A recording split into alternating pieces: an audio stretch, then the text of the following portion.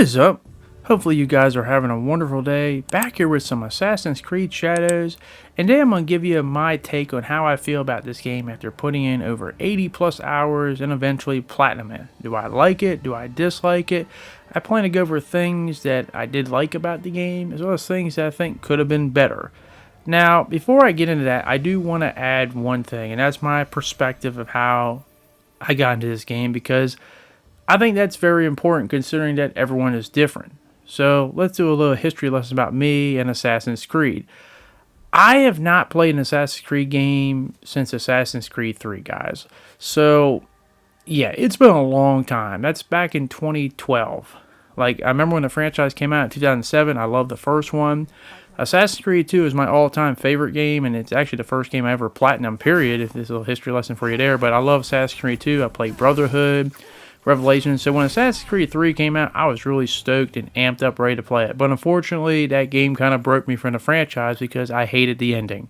The ending was just absolutely terrible in my opinion. It really left me in a very sour, bad mood. I don't know what it is, but the year 2012 and your iconic franchise ending in a number 3, having bad endings just seemed to be a thing that year. I don't know what it was, but it soured my mood. So I hadn't played an Assassin's Creed game at that point in over a decade. So why I mention that is just because I know some people might be like, well, you know, this formula that we're seeing in this game has been around for a few years. I haven't played this new style of Assassin's Creed game, the more RPG element, so it's kind of a brand new thing for me. So I just wanted to point that out so people can understand my perspective, where when I mention some things, that might seem like a common thing that happens in the previous Assassin's Creed games. I don't have that experience because I haven't played any of them. And also, I don't know 100% every single thing going on in the story from past ones. I mean, it's been a long time since I played any Assassin's Creed game, guys, so I'm coming to this thing completely new. I know, obviously, Assassins, Templars, stuff like that. I loved Ezio's story, so there's a lot of things I don't know. So I just wanted to point it out to you if you do respond and say, well, this happened, you don't count for that. Well, I didn't look it up. I went this thing completely cold because I did like the era. I do like playing in this style of Japan style game. So that's just me. I just want to point that out. But nonetheless, let's get right into it. Let's get into the things I did like and enjoy about Assassin's Creed Shadows. This game is very beautiful to look at. It's a very high detail, just really amazing game. And what I like about it is because of the whole system that's in place here, with the whole seasons changing and night and day. Even if you're in the same area, you always feel like it's not quite the same area, just as over time the seasons change. You have 4 different seasons, night and day, whether it's bright sunniness or it's dark or it starts raining and thunderstorming. And obviously if it starts to snow in the winter, or you see sakura blossoms, like there's a lot of details in terms of the look and the visuals of this game, and they do a really good job of that. So I like that whole transition from day to night, season from season. It's really very beautiful to look at. I also had to stop myself because this is more of a personal thing, but there's just something about building a hideout and constantly adding more and more additions as you get more resources, but you can improve your hideout, and these things can get a little bit addicting as you can design the inner side of all your buildings, what goes on outside. As you find more and more things, you can improve your hideout in terms of like the resources you spend, so it costs fewer, or you can have more buffs and stuff like that. So you can go a little crazy. I know personally I did, so I had to stop myself. And also you can bring other things home, like depending on if you find or pet different animals, you can have them roaming around. It's basically the limit of your imagination and what you can do. And for me personally, it's kind of like in Fallout 4, where I just kind of got way too much attached to just building my settlement, building nonstop things of actually exploring the game. So it kind of gives me that little feeling as well. So I definitely did enjoy that aspect of it. But now we're going to get to combat, and I'm going to start with Naoe first, because Naoe is more your traditional assassin, where it's not that you can't be up close and personal with it, but it's probably more advised to go a stealth approach, kind of like traditional Assassin's Creed games. And obviously Naoe is probably more how you would assume an assassin would play out. And she has her abilities and her tools that she can use, whether you want to use kunai or your smoke bombs, or if you just want to go up close personal and fight someone. you can do that. And I do like the variety of it. I like that I'm able to choose how I want to do that, because as I said before, while she is more a stealth approach, it's not like you can only do stuff. You can fight up close, or you can do assassinations, double assassinations. Both of them are much appreciated. Me personally, and as I said, everyone's different. The way I play now is I do like the whole approach of going a stealth route, but if you get discovered, if you ever do, but if you do get discovered, it's not like I couldn't fight my way out of it. And for me personally, I love the Kusarigama the best person. That was my favorite weapon with Naue, and then I guess if I had the secondary one, it'd be the Tanto. But yeah, the Kusarigama I just like because of the whole range it has. Now it has an opportunity to hit multiple people. I like striking from a distance, but once again, that's only if you got seen, because sometimes, you got to think outside the box, using your environment to your advantage. I definitely enjoyed using the kunais a lot, because they definitely can be really powerful in terms of how if you get a certain armor, you can just chain kunai assassinations if you get off one assassination normally. So there's a lot of varieties. What I'm trying to tell you is, and obviously, it's cool to get an assassination. You always have that cool feeling, oh, you took out someone quietly. But it's not like you can't go loud and proud too. You just gotta know what you're doing. Obviously, the longer you play the game, get used to the whole dodging and parrying and what weapons you can use. And that's not to say, like, obviously for me personally, I wasn't too big on the katana. The katana is fine, but it's just I just like that weapon a little bit better because of Harigama more and then the Tanto. But you can do a lot of things. I also like the whole assassination, brutal KOs you can do with both characters, by the way.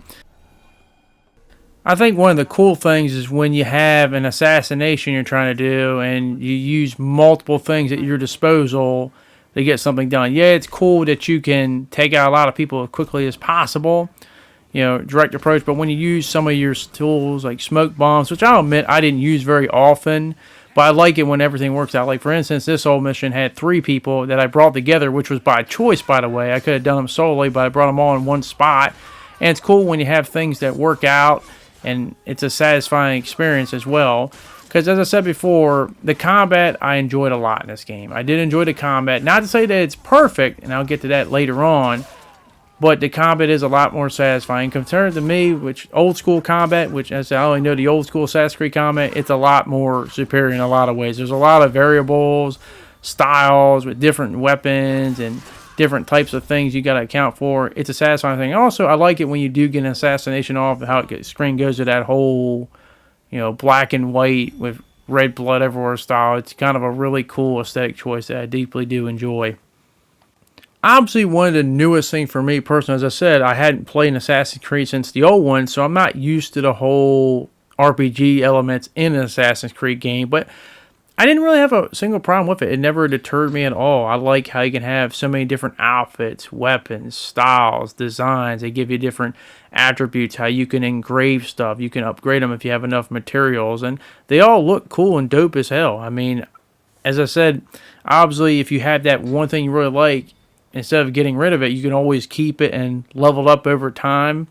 Maybe some things you might keep, not maybe because they do certain abilities, but maybe they just look cool, because there's a lot of outfits I thought were looking cool, whether it be a headpiece or the armor, and having obviously the different weapons and stuff, and having the engravings you can put on there. So I really did enjoy it. I didn't have a single problem with it, and it was always cool when you got that cool new piece of equipment or weapon that you can use, or you put ailments stuff on it, whatever you want. You had a lot of variety in that, and I deeply did enjoy that, especially if you get something new. But now that I've talked about Naue, let's move on to the other side perspective, because this is the side that was really kind of interesting for me personally, because if you kind of get my vibe, I probably enjoy playing Naue more than Yasuke, but that's not because Yasuke was bad. In fact, he's just different, but that might have been a good thing in disguise, because Yasuke, being a samurai, not a shinobi, plays a little bit different. And also, Yasuke has a lot of just weird, random, funny moments that I did enjoy like this. I kind of felt bad for him, because as I get older, I definitely know the whole lower back pain thing, so I definitely do sympathize. But he is more like your traditional samurai, up close and personal, and letting everyone know he's there, but being the unstoppable Yasuke.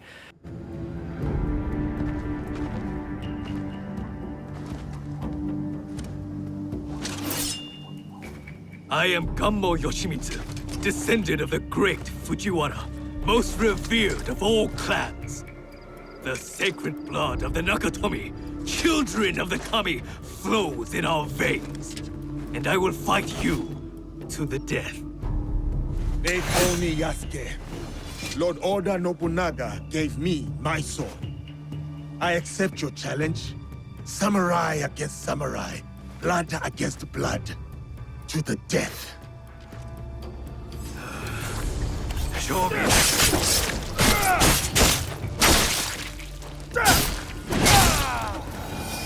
How it should be. One samurai against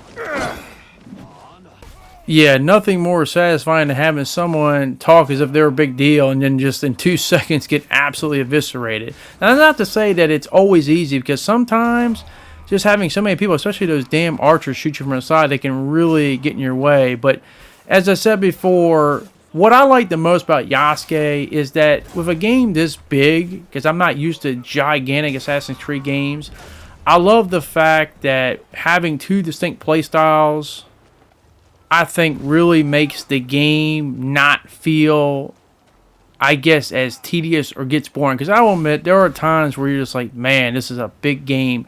So I always look at it like this. If I was playing as one character and I got kind of bored of that typical style, I would swap off to the other character so it doesn't feel as mundane, if that makes any sense. So I feel like that was a good decision. Now, it's not a perfect transition for me, because once again, I'll put it to you like this, and this is just my personal experience. I have no problem with 2 different characters having 2 different styles, but what's that line that the Apocalypse said in the X-Men cartoon? I'm as beyond mutants as mutants are beyond you. And by the way, that kid scared the crap out of me when I was doing this live. But basically, I feel like the biggest problem I had with Yasuke is the gap between him and Naoe in terms of just simple traversal is way bigger than the gap between their combat. Because as I said, you can be loud and proud with Naoe as well. You just got to be mindful, hey, you don't have as much health and you don't do overall as much damage, but you can still eviscerate. And trust me, you can do a lot of instant taking out people if you have your kit set up. But with Yasuke, it's a lot more slower just doing simple traversal compared to Naoe. So the best way I looked at it is how I approach things. If I wanted to try to explore and get every single solitary thing and get quick in and out, I'm going with Naoe. But if I wanted to stay there for a while, knowing that I'm not as fast and able and just want to fight everything, I was more likely to choose Yasuke. And as I said, I wish they made Yasuke a little bit better in simple traversal, because sometimes, obviously, he doesn't have the grapple hook, but sometimes I just feel like, man, he should be able to be making certain jumps. I mean, he's not that unathletic. I mean, he is a pretty, athletic person. I also love the fact that when he does do an assassination, he just yells loud and basically scares the crap out of them in his brutal version. So, yeah, there's a lot of, I guess you can call it meme material with Yasuke, but either way, I did enjoy having 2 different characters to play as.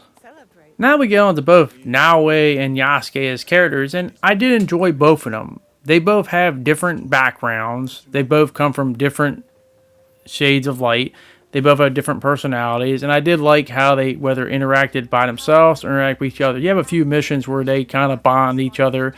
Some of them can be kind of funny. Some of them can bring back some painful moments, but I did enjoy their interactions. I did enjoy them as characters. I do think they are interesting characters, both of them really different. Naoe more your traditional getting revenge on the people that took out and her family and people, and Yasuke more kind of, I guess, trying to find his place in life. And I like how they kind of clash with each other. There's a few laughs and stuff. I want to say more on both these to the later part of the video, because that kind of goes a little bit more into spoilers territory, so I just want to point that out in case you haven't played the game. But I did like a lot, but I also feel like there's a lot of potential that it could have done for other segments, but I'll save that more for later. But I did enjoy both of them as characters, and in terms of the whole assassin, shinobi, samurai dynamic they had. It's also cool to point out that when you're doing specific story target assassinations or specific story missions, you can always swap back between Yasuke and Naoe. They'll ask you multiple times, even during the same mission, where you want to play as Yasuke or Naoe. So sometimes you can start out with one, you swap out to the other, or just play as the one. I do like that option, because as I said, they usually go with different dynamic. And as I'm making this video, this was not in the beginning. This is more an update. I do like that they are having a few quality of life updates. Like, for instance, I don't have to every single time have to dismantle every weapon singly. I can now mark them all, because trust me, it got really old, really tedious from the beginning. But that is an update they did with a patch. So hopefully we'll see more of that, because I'll get into a little bit of some things I hope they can do in the future in terms of patches. And as you eventually beat the game, you realize there's a lot of things to explore. As I've already got to the max level, but they have over-leveling you can do to constantly keep leveling up. And these are some of the outfits you get when you beat the final story missions, the epilogue stuff. And I'm a sucker for red. It's my favorite color. So having a red color traditional assassin outfit is just a must-have for me. But that is going to be it of the good parts I liked on this game.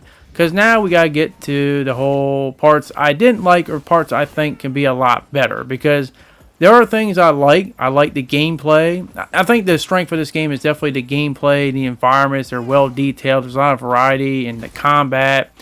You have a lot of fun there. I like the whole dual character, different play styles, stuff like that. You could do a little bit better with things in the future, but I do like it's a step in the right direction. But now let's get into the parts I didn't like. And I will say this right now from the beginning, there might be a few spoilers here. There is going to be some spoilers here, so if you don't want to hear it, if you haven't played it, I'm warning you right now. So without further ado, let's get into the parts I didn't like or think they could be better. First off, and this is a major one, and this scared the hell out of me in the game, but I don't know if it has been patched as to me making this video, but I've stayed away from it as long as I can. There's a side quest called Warhorse. It's the second of a personal Yasuke mission you do in the bottom part of the continent and key. And basically, if you do it, hopefully you got to save or auto-save before it, because it will lock your ability to run, auto-save, and manually save. And I got terrified. At this point, I had over 55 hours in a game. Luckily, I had to save before, because I usually save traditionally, but do not do this side quest before they figure that out, because there's just something fundamentally wrong with it.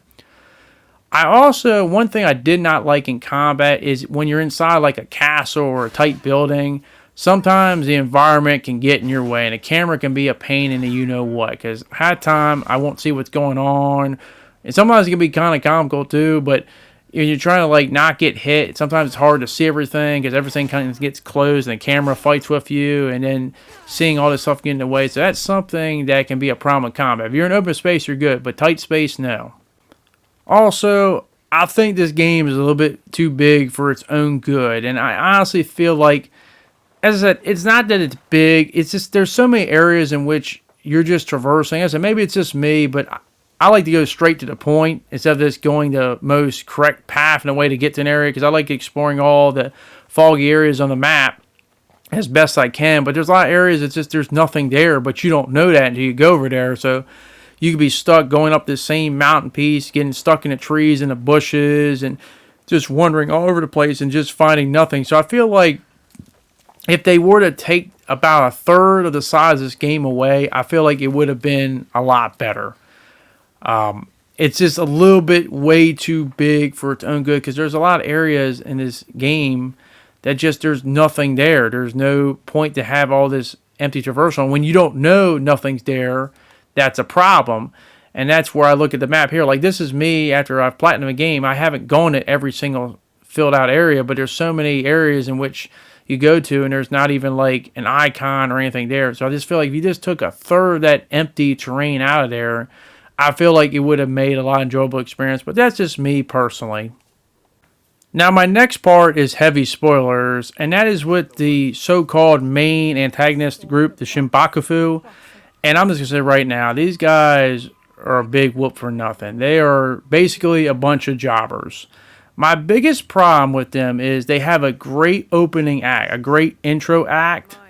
And outside of maybe one or two, maybe three of them that you go eventually have to take out, they're really not that compelling, because the problem is that you find out really late in the game that they're not even like the main villains for either both Yasuke and Naoe personally, and that there is someone above all of them for them personally.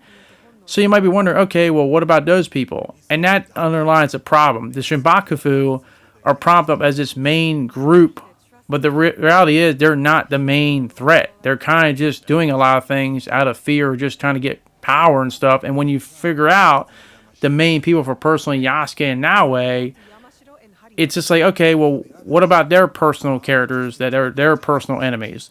And that underlies the problem, is that I feel like their personal villains and adversaries should have been in this game a lot more, and they're not. And that's my biggest problem with this whole dilemma, and why I feel like they should have been the ones more forefront than what it is. Because the leader of the Shinbakufu, that is a disappointment if I've ever seen one before. That really left me speechless, thinking, really? They went with that? I mean, it wasn't until 70 hours in that I even heard the name of Yasuke's personal antagonist. In terms of Nuno Karo, I didn't even hear his name, because the assassination I took, this one was one of the later ones, so I was trying to explore everything.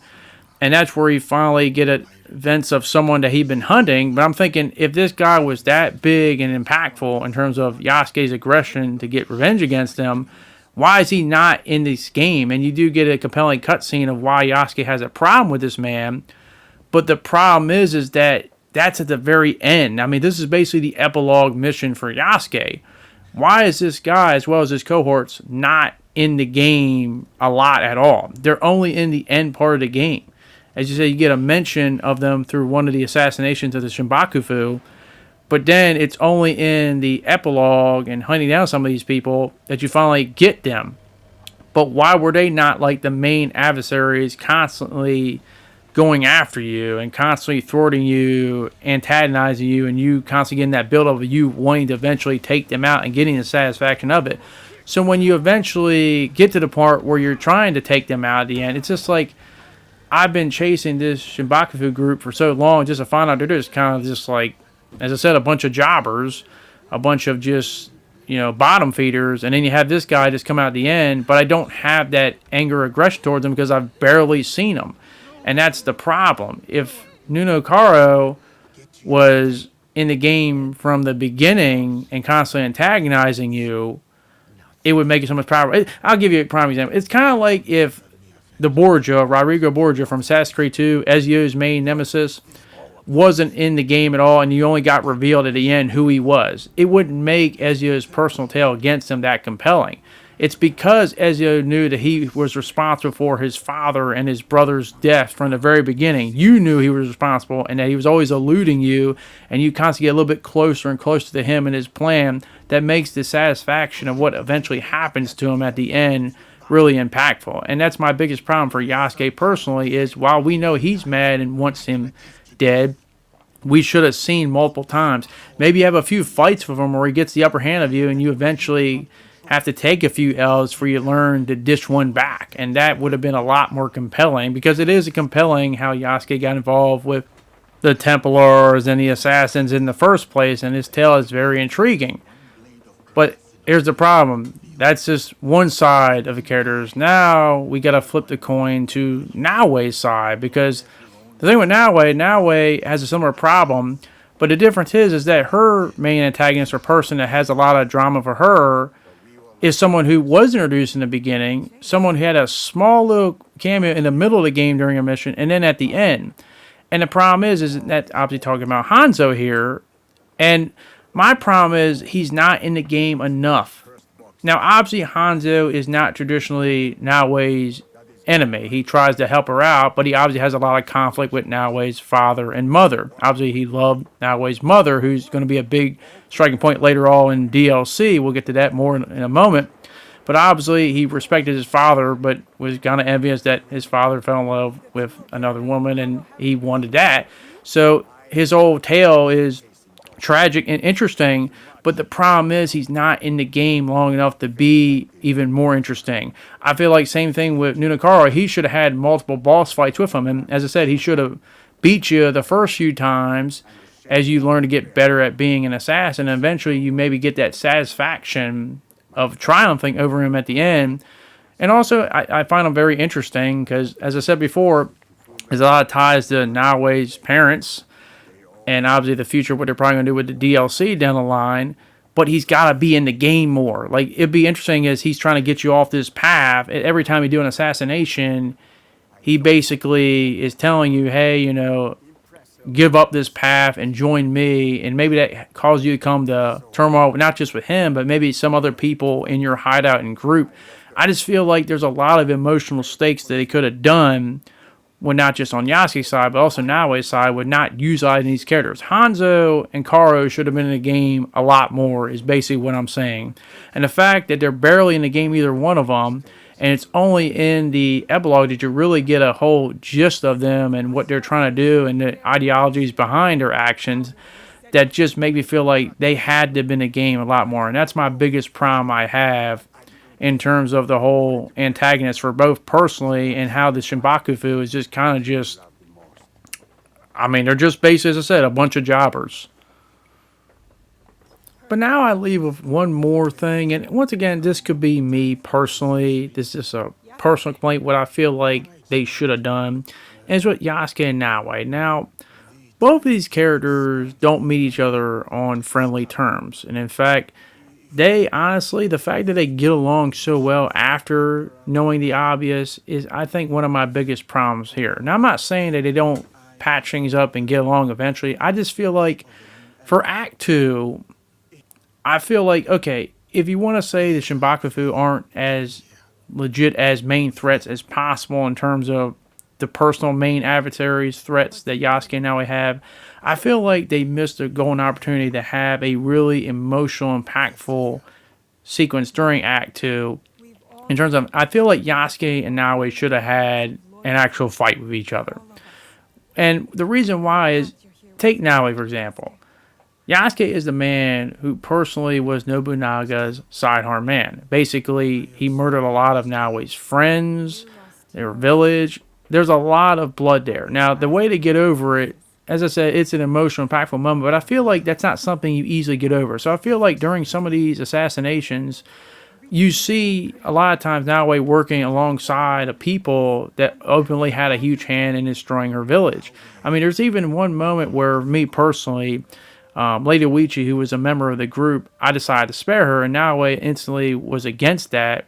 And literally a minute later, she's like already gotten over it and like, you know, it's all right and yada yada. I feel like those moments should have led to something more where Yasuke and Naoe eventually have an actual fight with each other. Not saying either one of them are going to kill each other or not. And depending on who you choose to side with in the fight, maybe get a unique item for that character, which will prompt replayability, or just having a save beforehand so you can get which item you want specifically or something like that. But just have a really impactful moment where both of them and their past and presence and their ideologies kind of clash, just so it add more, I guess, believability, because I just feel like they get along way too easily. And I like their dynamic, but I feel like that would have made their dynamic even more impactful, because I do like both of them. I like their interactions, but I feel like they should have came to blows at one point, somewhere in Act 2, and then they can laugh about it later on. But that's just me personally. I feel like that's missing. And then, as I mentioned earlier, the whole, I guess, cliffhanger, open-ended thing of Naoe's ending. Obviously, her finding out about her mother, that she's probably not dead, and that Hanzo is going to help out, help find them. If they maybe did some of the other things that I mentioned earlier, I wouldn't have too much of a problem with this.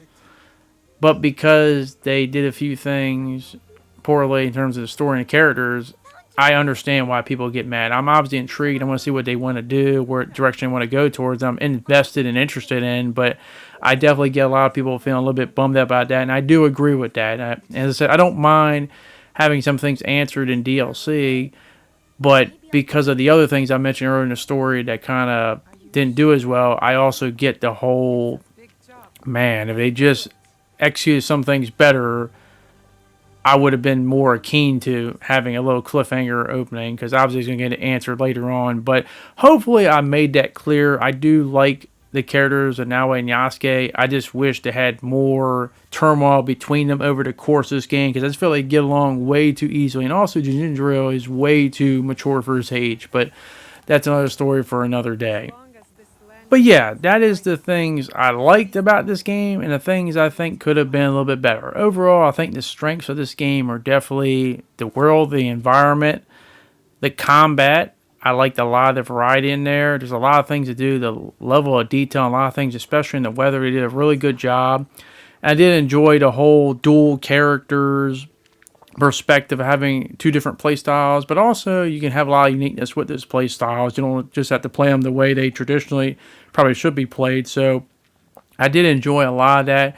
Obviously, I think the things this game could work on is I think it'd be a little bit smaller just so you're not wandering out in so much empty wilderness. And obviously, just having a better usage of certain characters that are pure antagonists and having them be a part of the story more. As well as me, a personal thing, just having Yasuke and Naoe, I guess, what do we call it, a fight in between, having a legit beef with each other, just from the standpoint that I feel like they got along way too quick. As I said, maybe that's me personally, but as I said, it is my own opinions. But overall, do I recommend this game at the end of the day? That's what you all want to hear. I think this game, obviously, over time is going to get patches and it'll perform a lot better. There's glitches and weird stuff like that. A lot of them I just find funny and weird moments and stuff like that. Obviously, I mentioned the one bad one with the side quest Warhorse. Just avoid that in the time being. But I do believe this game is a very solid game. I wouldn't call it a great game, but it's definitely a solid, enjoyable game. If you want to give a possible score, I'm fighting between, I don't know, 7 or 8, somewhere around that. I think there are things they can improve upon. A lot of them are just storytelling and characters being used a lot better. But overall, I did enjoy my time. I put in 80 plus hours and I platinumed it, so I had to get some enjoyment. But as I always like to say, that is my opinion. I want to hear your guys' opinion. What is your contact level with Assassin's Creed as a franchise? Have you played since the beginning? Are you new to the franchise? And if you have played this game, tell me how you feel. Things you liked about the game and things you didn't like or thought you could have been better. Let me know down in the comment section down below. But thank you very much for watching. Hopefully you guys did enjoy this video. And hopefully I can see you guys back in the next one. Thanks, and I'll see you all later. Peace.